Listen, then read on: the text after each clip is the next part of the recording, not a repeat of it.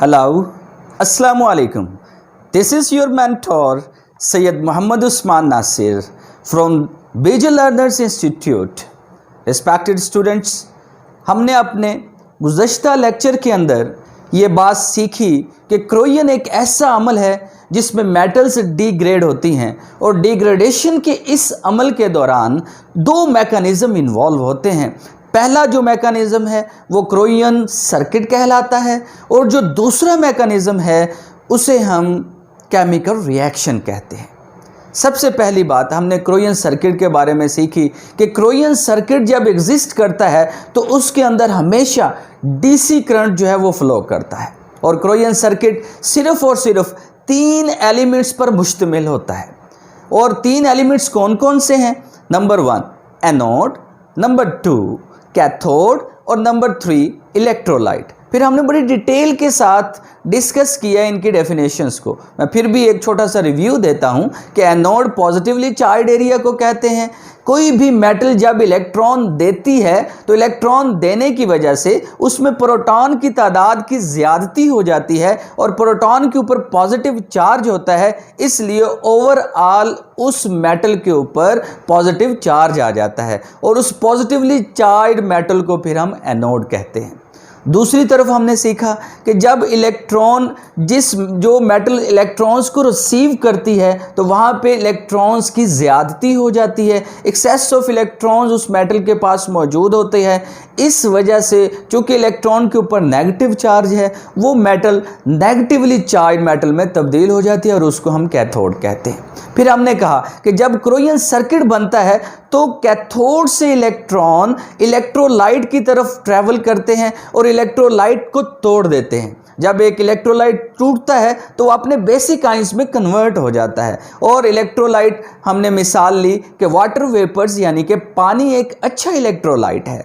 जब पानी डिसोसिएट होता है बाय पासिंग ऑफ इलेक्ट्रॉन्स तो पानी हाइड्रोजन आयन और हाइड्रोक्सिल आयन के अंदर कन्वर्ट हो जाता है। फिर हमने सीखा कि हाइड्रोजन आयन के ऊपर पॉजिटिव चार्ज होता है और जबकि हाइड्रोक्सिल आयन के ऊपर नेगेटिव चार्ज होता है। और फिर एक असूल जो कि हम सब जानते हैं कि हमेशा मुखालिफ चार्ज एक दूसरे को अट्रैक्ट करते हैं।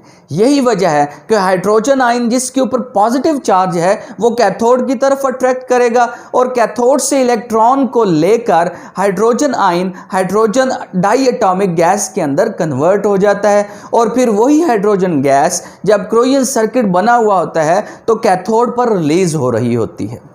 नतीजतन दूसरी तरफ अगर हम देखें तो जो हाइड्रोक्सिल आयन बनता है तो बेटा जानी वो हाइड्रोक्सिल आयन आकर एनोड के साथ केमिकली रिएक्ट करता है। आपको पता है एनोड जो है वो आयरन आयन है यानी फेरस आयन है, तो फेरस के साथ हाइड्रोक्साइड आयन आकर केमिकली रिएक्ट करता है और नतीजतन आयरन हाइड्रो ऑक्साइड बन जाता है। आयरन हाइड्रोक्साइड को हम हाइड्रस रस्ट कहते हैं यानी पानी मिला जंग। इसके बाद इस हाइड्रस रस्ट को जब सूरज की रोशनी मिलती है तो फिर ये कन्वर्ट हो जाता है आयरन ऑक्साइड के अंदर। आयरन ऑक्साइड्स को हम जंग कहते हैं। क्या कहते हैं जी? जंग कहते हैं। और हमने देखा कि क्रोयन सर्किट के अंदर हमेशा जो जंगारी का अमल है, जंग लगने का जो अमल है वो हमेशा एनोड पर हो रहा होता है, जबकि हाइड्रोजन गैस हमेशा कैथोड पर खारिज होती है। आइए डियर स्टूडेंट्स इसी बात को स्लाइड की मदद से समझने की कोशिश करते हैं। डियर स्टूडेंट्स ये एक स्लाइड आपके सामने है जिसके अंदर आपको एक क्रोयन सर्किट क्रोयन ट्रायंगल की सूरत में दिखाया गया, जिसमें यह बताया गया कि क्रोयन सर्किट के अंदर एनोड, कैथोड और इलेक्ट्रोलाइट होते हैं। जैसा कि आप देख रहे हैं एनोड हमेशा पॉजिटिवली चार्ज एरिया कहलाता है और कैथोड हमेशा नेगेटिवली चार्ज एरिया कहलाता है और जबकि इलेक्ट्रोलाइट वाटर वेपर्स की सूरत में मौजूद है। जैसे ही ये क्रोयन ट्रायंगल कंप्लीट होती है यानी कि क्रोयन सर्किट एग्जिस्ट करता है तो उसी वक्त कैथोड से इलेक्ट्रॉन रिलीज होते हैं और रिलीज होने के बाद इलेक्ट्रोलाइट को जाके डिसोसिएट करते हैं। यानी इलेक्ट्रॉन आप देख रहे हैं ये केमिकल इक्वेशन दिखाई गई जिसमें बताया गया कि इलेक्ट्रॉन जब पानी में से गुजरते हैं तो फिर पानी अपने बेसिक आयंस यानी हाइड्रोजन और हाइड्रोक्सिल आयन में तब्दील हो जाता है। फिर आप देख रहे हैं कि यही हाइड्रोजन आयन जो है वो यहाँ से ट्रेवल करते हुए कैथोड की तरफ आता है और कैथोड से इलेक्ट्रॉन लेकर हाइड्रोजन एटम में तब्दील हो जाता है। इसी तरह एक और हाइड्रोजन आयन आएगा, वो कैथोड से इलेक्ट्रॉन लेगा और वो भी हाइड्रोजन एटम में तब्दील हो जाएगा। आपको पता है कि हाइड्रोजन एटम जो है वो एक डाई एटॉमिक मॉलिक्यूल है और यहाँ पे दोनों हाइड्रोजन एटम आपस में मिलकर मॉलिक्यूल बनाएंगे और हाइड्रोजन गैस यानी H2 की सूरत में कैथोड से रिलीज होना शुरू हो जाएंगे। जबकि दूसरी तरफ आप ये देखेंगे कि जो आयरन, ये हाइड्रोक्सल आयन बने थे, ये ट्रेवल करते हुए आयरन के साथ आकर केमिकल रिएक्शन करेंगे और बनाएंगे आयरन हाइड्रोक्साइड। ये जो आयरन हाइड्रोक्साइड है इसको बेटा जानी हम हाइड्रस रस्ट कहते हैं और बस इसी हाइड्रस रस्ट को जब सूरज की रोशनी मिलती है यानी in the presence of sunlight, iron hydroxide will convert into the iron oxide. याद रखिए आयरन ऑक्साइड को हम रस्ट कहते हैं। ब्राउन कलर का भुरभुरा सा ये मटेरियल जो है वो जो रस्ट कहलाता है, जंग कहलाता है, उसको हम आयरन ऑक्साइड केमिकली कहेंगे। आयरन ऑक्साइड के साथ साथ H2O दोबारा जो है वो पानी बनेगा और ये पानी दोबारा एनवायरनमेंट का हिस्सा बन जाता है और इस तरह ये साइकिल जो है वो कंप्लीट होता है और फिर दोबारा ये क्रोजन का अमल इसी तरह चलता रहता है। आज के इस लेक्चर के अंदर माय डियर स्टूडेंट्स हम जो सीखने की कोशिश करेंगे वो ये है कि ये बेसिकली कौन से ऐसे फैक्टर्स हैं जो क्रोजन के अमल को पर असरअंदाज होते हैं।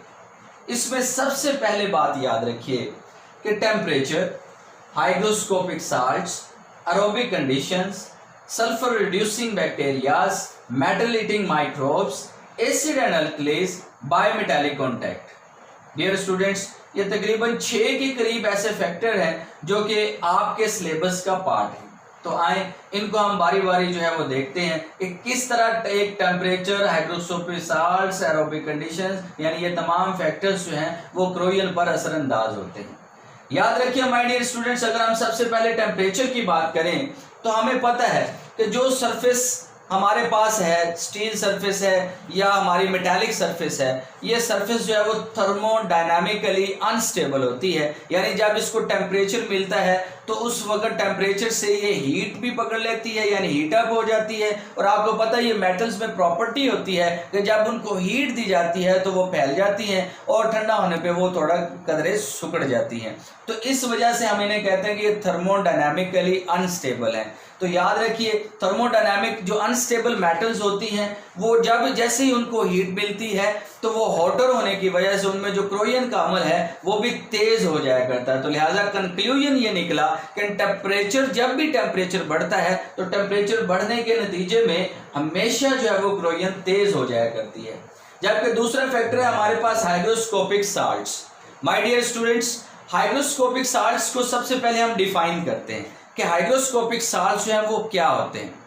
याद रखिए हाइग्रोस्कोपिक साल्ट्स ऐसे सॉल्ट्स हैं जो हवा में मौजूद नमी को जज़ब करते हैं और फिर खुद उन जज़ब शुदा नमी यानी पानी के अंदर, सॉल्वेंट के अंदर खुद हल हो जाते हैं, डिज़ोल्व हो जाते हैं। तो ऐसे सॉल्ट्स जिनमें ये प्रॉपर्टी होती है, ऐसे सॉल्ट्स जिनमें ये प्रॉपर्टी होती है कि वो हवा में मौजूद नमी को जज़ब करेंगे पहले स्टेप पे और फिर उस जज़ब शुदा नमी के अंदर जो है वो खुद अपने आप को डिज़ोल्व कर देंगे और इस तरह जो सोल्यूशन बनता है वो हाइग्रोस्कोपिक साल्ट सोल्यूशन कहलाता है। और बेटा ये जो जिन सॉल्ट्स में ये प्रॉपर्टी होती है उनको हम हाइग्रोस्कोपिक सॉल्ट्स कहते हैं। याद रखिए हमारे एनवायरनमेंट के अंदर 2 तरह के हाइग्रोस्कोपिक साल्ट्स जो है वो पाए जाते हैं। पहला जो है वो हाइग्रोस्कोपिक साल्ट आयरन सल्फेट कहलाएगा और दूसरा जो है वो आयरन क्लोराइड कहलाएगा। याद रखें बेटा, यानी आयरन क्लोराइड ऐसा हाइग्रोस्कोपिक साल्ट है जो कि मैरीन एनवायरनमेंट में डोमिनेट करता है। मैरीन एनवायरनमेंट मतलब समुद्री एरिया जो होता है वहां पे जब भी कोई हाइग्रोस्कोपिक साल्ट सरफेस के ऊपर अगर ऑब्जर्व किया जाएगा तो वो सिर्फ और सिर्फ क्लोराइड होगा। जबकि दूसरी तरफ जो कमर्शियल एरिया या एग्रीकल्चरल एरिया है वहां पे हमेशा आयरन सल्फेट्स पाए जाएंगे। तो यहाँ एक बात साबित होती है कि एनवायरनमेंट कोई भी हो, मिसाल के तौर पर अगर मैरीन एनवायरनमेंट है तो वहां पे सिर्फ क्लोराइड्स पाए जाएंगे और अगर एग्रीकल्चर या कमर्शियल एनवायरनमेंट है तो वहां पे सिर्फ और सिर्फ जो है वो सल्फेट्स पाए जाएंगे। कंक्लूड ये करते हैं कि एक वक्त में एक एनवायरनमेंट में सिर्फ एक किस्म का हाइग्रोस्कोपिक साल्ट मौजूद होता है। कभी भी ऐसा नहीं होता कि एनवायरनमेंट एक हो और उसमें दो तरह के हाइग्रोस्कोपिक साल्ट जो है वो पाए जाते हैं। क्लियर है? अब बेटा ये जो हाइग्रोस्कोपिक साल्ट्स हैं, चूंकि इसलिए हम ये कहते हैं कि ये क्रोयन के अमल को हेल्पफुल है। इसका मसला क्या है? अब देखिए, गौर करें जरा कि अगर सरफेस के ऊपर हाइग्रोस्कोपिक साल्ट्स मौजूद होंगे और आप उसके ऊपर पेंट अप्लाई करेंगे तो पेंट का जो सॉल्वेंट है हाइग्रोस्कोपिक साल्ट उस पेंट के सॉल्वेंट को जज़ब कर लेते हैं और फिर खुद उनमें हल होकर हाइग्रोस्कोपिक साल्ट सॉल्यूशन बना देते हैं। फिर वो सॉल्यूशन नीचे से पेंट फिल्म के ऊपर एक प्रेशर एक्सर्ट करते हुए एक ब्लिस्टर जो है वो फॉर्म कर देता है और उन ब्लिस्टर्स को हम कहते हैं हाइग्रोस्कोपिक ब्लिस्टर्स या ऑस्मोटिक ब्लिस्टर्स। में जो तीसरा बड़ा फैक्टर दिया गया है दैट इज एरोबिक कंडीशंस। लफ्ज़ जो एरोब है इसका लफ्ज़ी मतलब प्रेजेंस ऑफ ऑक्सीजन है।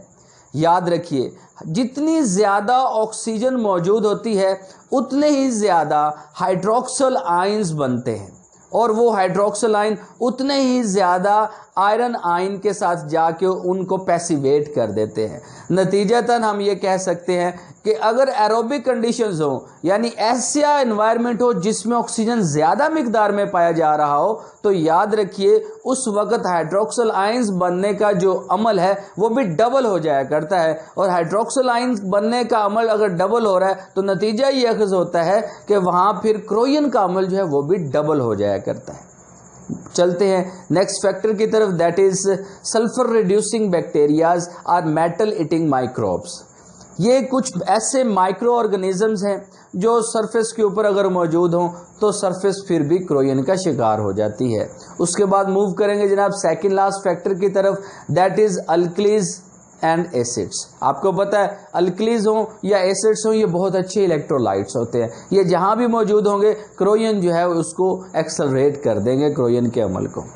Last but not the least जो फैक्टर है that is by metallic contact. याद रखें, बाय कहते हैं दो मेटल्स का आपस में जब कांटेक्ट होता है तो उस वक्त दोनों मेटल्स का चूंकि इलेक्ट्रोकेमिकल पोटेंशियल डिफरेंट होता है, डिफरेंट होने की वजह से जैसे ही दो मुख्तलिफ इलेक्ट्रोकेमिकल पोटेंशियल रखने वाली मेटल्स को आप जोड़ते हैं तो एक मेटल जो कि मोर एनोडिक होती है, जो कि मोर रिएक्टिव होती है, जो कि लेस नोबल होती है, वो जल्दी ऐसा रिएक्ट करती है कि वो एनोड के तौर पर बिहेव करना शुरू कर देती है, इलेक्ट्रॉन देना शुरू कर देती है। और जबकि दूसरी मेटल जो मोर इलेक्ट्रो पॉजिटिव होती है, जो कि लेस नोबल होती है, वो लेस रिएक्टिव होती है, वो बतौर कैथोड बन जाती है। तो सादा लफ्ज़ों में हम ये कहेंगे कि जब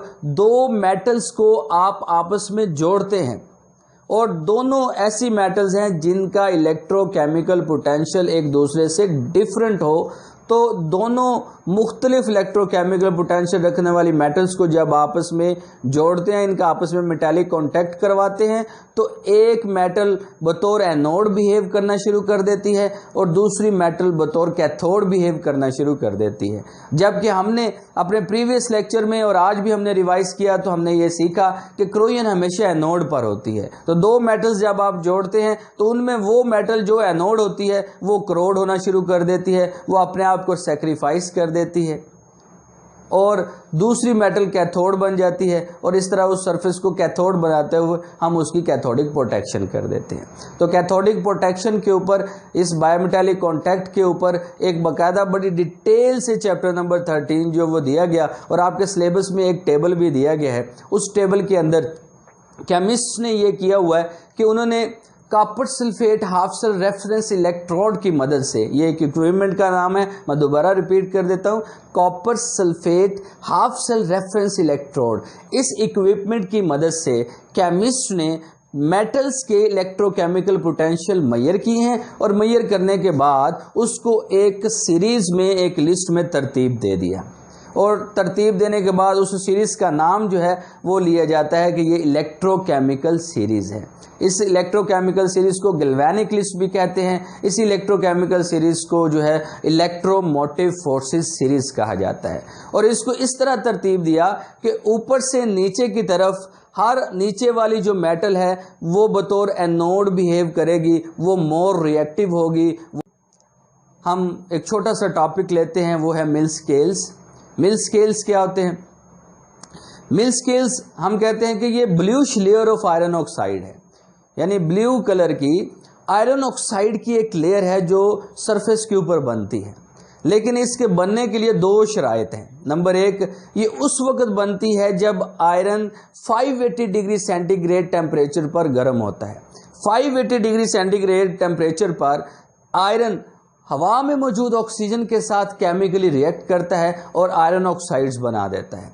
और दूसरा इसमें यह है कि ये अमल तब होता है जब रोलिंग ऑपरेशन हो रहा हो।